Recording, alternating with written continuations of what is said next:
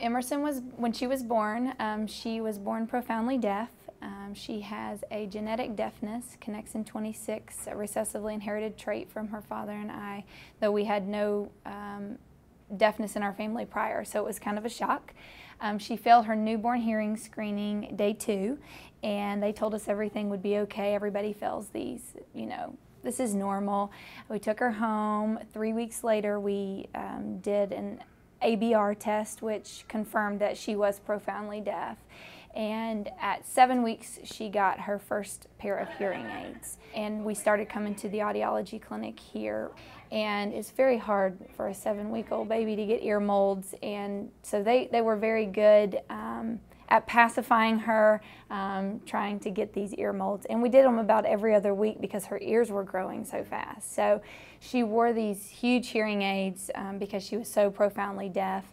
And then we started speech therapy at 8 weeks, which kind of sounds funny because what do you do with an 8-week-old? But basically she was conditioning her from 8 weeks on for what she was going to be doing, hopefully, once she got her implants. She went to Vanderbilt to actually have her surgery done. After a lot of research, I did research ad nauseum, after seeing products, which is the biggest thing I think that can speak for this facility. I mean, I was very gladly taken to parents and willingly taken to parents to see their children and see the products of this facility, which speaks volumes.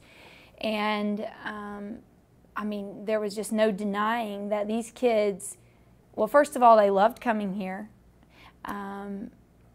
Secondly, they just performed so well. I mean, you could not tell these children were deaf.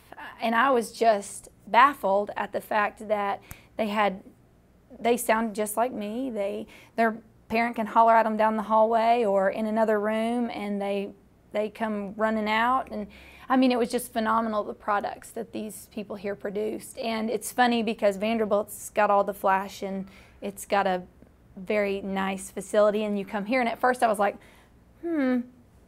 this building is quite different here in the bottom of the stadium. But I'll tell you, what's inside this building has basically changed my daughter's life. I mean, deafness is not life-threatening, but it's quality of life-threatening, and I think this will give her a quality of life just like any other child, a child who's not deaf, and it's been phenomenal. I want to knock.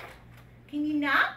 Emerson's already been in therapy for, let's see, 9 months, and she's had really good hearing with 2 cochlear implants for 4 months.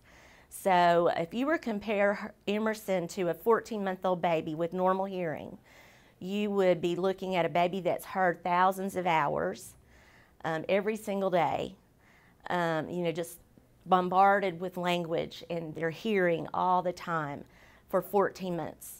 And when you look at Emerson, you see a little baby that's only heard, and not normally, but has had access to sound for only 4 months.